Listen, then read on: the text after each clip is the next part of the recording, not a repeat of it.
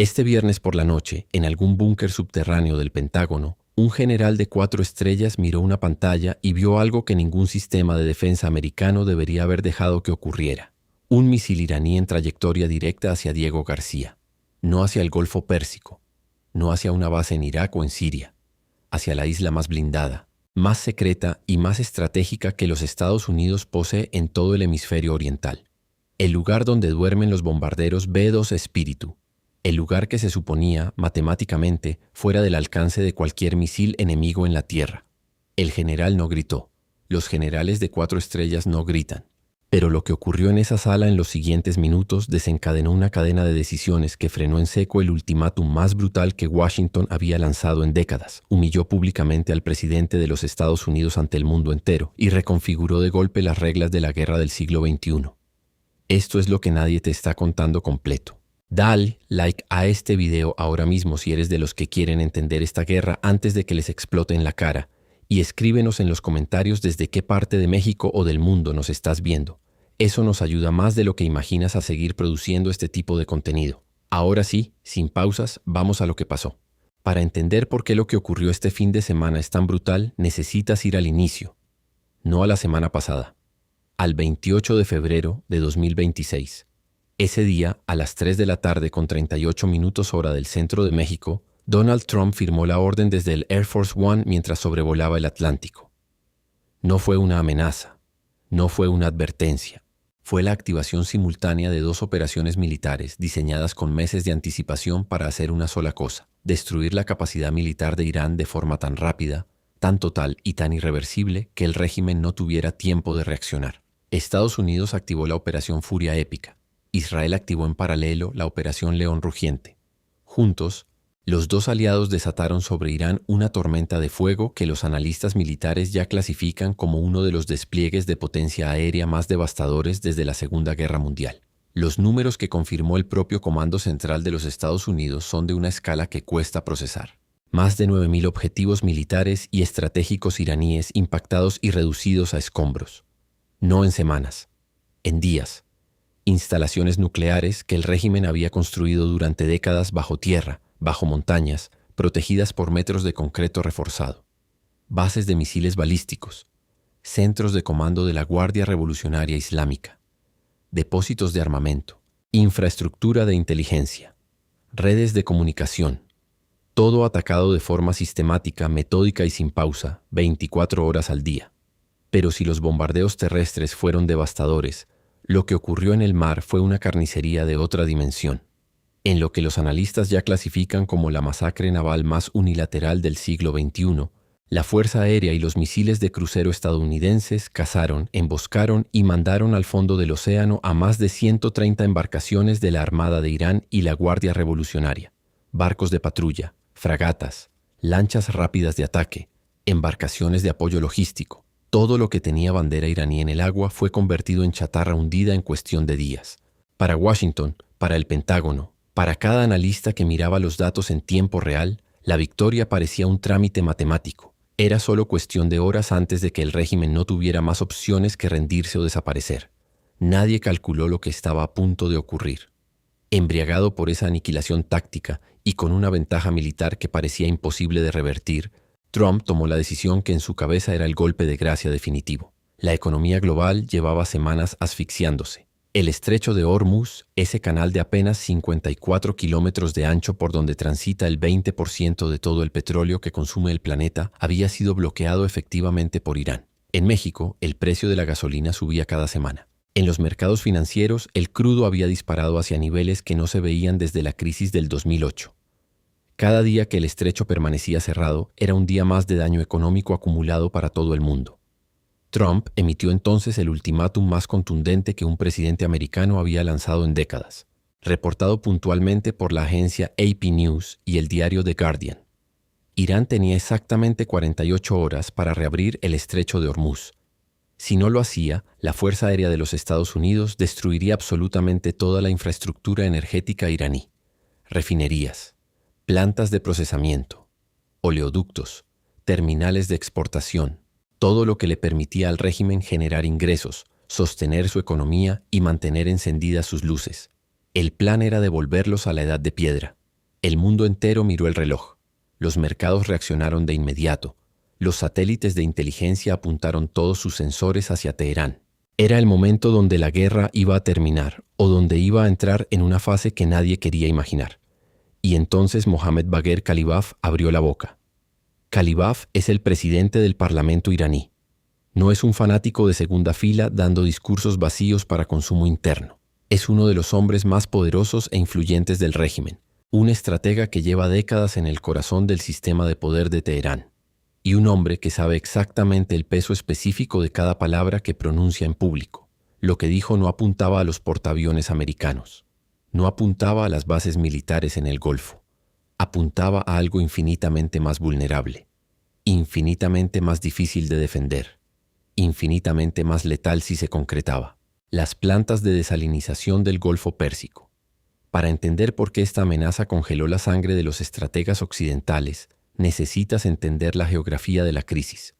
Los países del Golfo Árabe, Arabia Saudita, Emiratos Árabes Unidos, Kuwait, Qatar, Bahrein, viven en uno de los ambientes más áridos del planeta. No tienen ríos navegables, no tienen lagos naturales de agua dulce en escala suficiente para sostener a sus poblaciones. Entre el 60 y el 90% de toda su agua potable viene de enormes plantas que extraen sal del agua del mar y la convierten en agua que se puede beber. Sin esas plantas no hay agua para beber, no hay agua para cultivar, no hay agua para sobrevivir. En días, no en semanas, en días. Kalibaf prometió que si un solo misil americano tocaba la infraestructura energética de Irán, el régimen lanzaría un ataque balístico masivo y coordinado contra todas esas plantas en todos esos países simultáneamente, y que de paso destruiría la infraestructura de extracción de petróleo de los aliados del Golfo, colapsando la producción mundial en un solo movimiento. El mensaje enviado a Washington tenía una lógica apocalíptica perfecta. Si nosotros nos quedamos sin energía, ustedes se mueren de sed y el mundo entero se queda sin petróleo. La mayoría de los analistas occidentales lo descartaron. Farol desesperado, bravuconada de un régimen acorralado que acababa de perder 130 barcos y miles de instalaciones militares. Un tigre de papel rugiendo desde una jaula que ya estaba en llamas. Este viernes, Irán les demostró con coordenadas GPS de precisión milimétrica que estaban completamente equivocados. El golpe no llegó donde nadie lo estaba mirando. No fue en el Golfo Pérsico. No fue sobre ninguna capital aliada. No fue contra ningún objetivo que los sistemas de inteligencia habían marcado en su lista de prioridades. Llegó en la inmensidad silenciosa del Océano Índico. Múltiples misiles balísticos iraníes despegaron en trayectoria directa hacia Diego García, la base militar conjunta de Estados Unidos y el Reino Unido enclavada en el archipiélago británico del Océano Índico, a casi 4.000 kilómetros del territorio iraní. El santuario que durante décadas fue considerado matemáticamente inalcanzable por cualquier misil enemigo operacional. La base desde donde despegan y regresan los bombarderos B-2 Espíritu. El centro neurálgico desde el cual se coordinó una parte sustancial de la propia Operación Furia Épica que había estado destruyendo Irán durante semanas. Ese lugar estaba bajo fuego. La confirmación llegó desde múltiples fuentes simultáneamente. La cadena SBS News publicó el reporte. El gobierno del Reino Unido emitió una condena formal del ataque contra lo que describió como su territorio soberano compartido con Washington. El Instituto para el Estudio de la Guerra publicó mapas actualizados con las trayectorias precisas de los misiles. El jefe militar de Israel, Eyal Zamir, salió públicamente con una advertencia que fue el titular de todos los diarios serios del planeta. Si los misiles iraníes alcanzan Diego García, alcanzan Londres, alcanzan París, alcanzan Berlín, alcanzan Roma. Técnicamente, uno de los misiles fue interceptado por un navío de guerra americano en posición de defensa. El otro falló en vuelo antes de impactar. La base no fue destruida.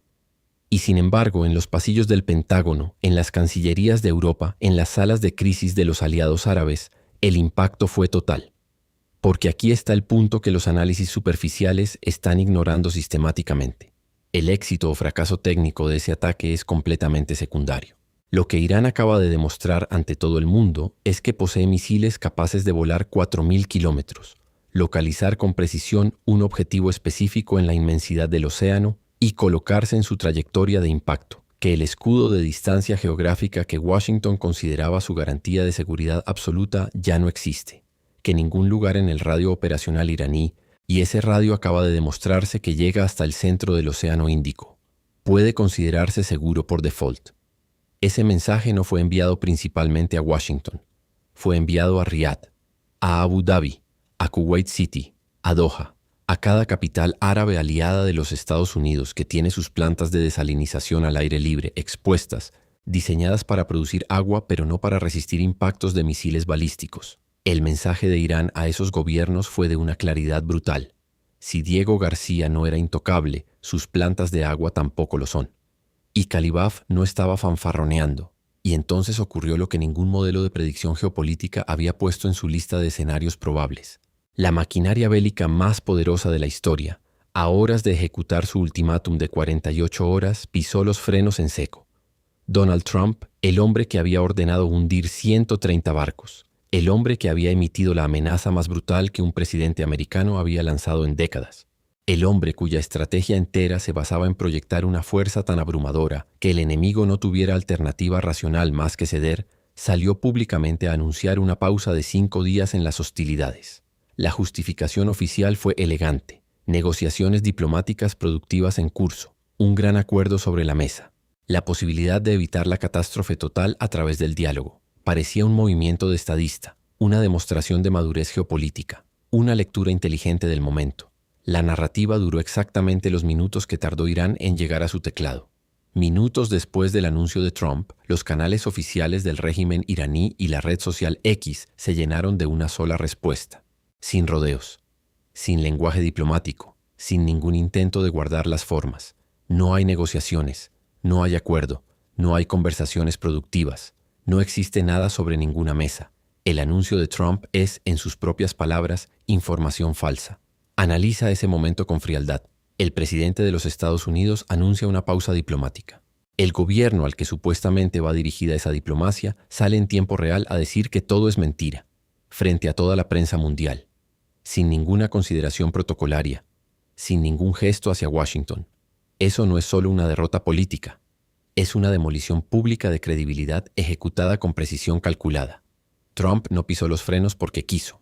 Trump pisó los frenos porque el tablero de opciones se contrajo de golpe hasta dejar solo una ruta practicable.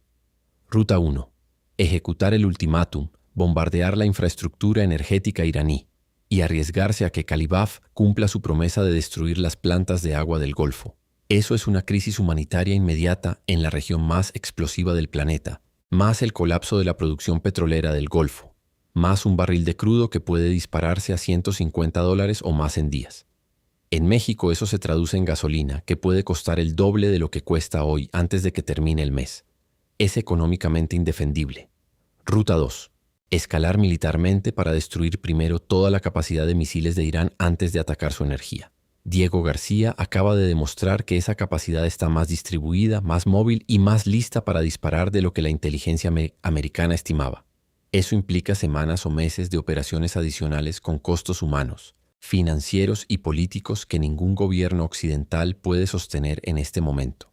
Ruta 3. La pausa. Ganar tiempo. Ver si las presiones económicas devastadoras que Irán ya está sufriendo después de semanas de bombardeos masivos generan fracturas internas en el régimen. Ver si alguna facción decide que la guerra ya no tiene salida y abre canales reales de negociación. Comprar días para que la situación evolucione sin escalar a un nivel donde las consecuencias son incontrolables. Trump eligió la ruta 3, no por diplomacia, por eliminación matemática de las otras dos. ¿Qué viene después de estos 5 días? Los escenarios reales son 3. Y los 3 tienen consecuencias directas para México y para el mundo. El primero es la fractura interna. Las presiones económicas sobre Irán ya son devastadoras. Semanas de bombardeos destruyeron décadas de inversión militar. La economía del régimen está en colapso acelerado. Si durante estos 5 días alguna facción del sistema de poder iraní decide que seguir en esta guerra es un suicidio, podrían abrirse canales reales de negociación que Washington aproveche. El estrecho se reabre. El petróleo baja. Trump puede vender esto como victoria. Es el escenario que todos quieren. También es el menos probable, porque los regímenes que sobrevivieron 40 años de sanciones internacionales no colapsan en 5 días de pausa táctica. El segundo es el empate indefinido. Ninguno de los dos lados puede escalar sin consecuencias inaceptables para sí mismo. La guerra continúa en niveles bajos. El estrecho permanece parcialmente bloqueado. El petróleo sigue caro. La economía global sigue sangrando lentamente. Irán sigue existiendo aunque gravemente debilitado. Es la peor versión posible para la economía mundial, porque significa meses de incertidumbre sin resolución. El tercero es el error de cálculo. La pausa termina sin acuerdo. Alguno de los dos lados comete el movimiento equivocado. Un misil que llega donde no debería. Una orden mal interpretada en terreno. Un comandante que actúa sin esperar instrucciones. Y entonces todo lo que Calibaf prometió se convierte en realidad antes de que nadie pueda detenerlo. En una guerra donde ya volaron misiles sobre Diego García, donde ya se hundieron 130 barcos, donde el presidente de los Estados Unidos tuvo que retroceder públicamente, el escenario 3 ya no es el menos probable de los tres. Lo que acaba de ocurrir en este conflicto es una lección brutal sobre la naturaleza real de la guerra en el siglo XXI. No ganó el que hundió más barcos. No ganó el que destruyó más objetivos con mayor precisión quirúrgica. No ganó el que invirtió más dinero en tecnología militar. Por ahora, ganó el que estuvo dispuesto a amenazar con arrastrar al mundo entero al abismo si intentaban destruirlo. Y luego demostró empíricamente, con un misil sobre el Océano Índico, que esa amenaza no era un farol. Estados Unidos hundió 130 navíos y destruyó 9.000 objetivos. Irán disparó 2 misiles y cambió el tablero completo. La diferencia no fue tecnológica, fue de cálculo de consecuencias. Fue la voluntad de hacer que el costo de atacarte sea tan alto, tan impredecible y tan potencialmente catastrófico para el mundo entero, que el enemigo con todas las ventajas militares del planeta calcule que escalar no vale lo que cuesta. Por ahora, ese cálculo frenó el ultimátum más contundente que Washington había lanzado en décadas. Lo que ocurra en los próximos 5 días puede determinar si el mundo vive otro año de tensión administrada o si estamos a un solo error de distancia de una crisis que ningún país del planeta tiene la capacidad de contener. Y mientras los estrategas calculan, mientras los diplomáticos negocian en corredores que el público no ve, mientras Irán decide cuánto más puede aguantar y cuánto más está dispuesto a apostar, el precio de la gasolina en México sigue subiendo. El tipo de cambio sigue reaccionando. Lo que pasa en el estrecho de Hormuz llega a la bomba de gasolina de tu colonia antes de que pase una semana. Esta guerra no está pasando lejos. Está pasando en tu bolsillo. ¿Tú crees que la pausa de Trump fue un movimiento inteligente o fue una rendición disfrazada de diplomacia? ¿Crees que Irán fue a negociar en secreto o simplemente ganó tiempo para rearmarse? Escríbelo en los comentarios. Es exactamente el tipo de debate que hace que este canal exista. Si este análisis te cambió la forma de ver esta guerra, suscríbete ahora y activa la campanita. Seguimos esta escalada en tiempo real, con la profundidad que los noticieros no tienen tiempo de darte.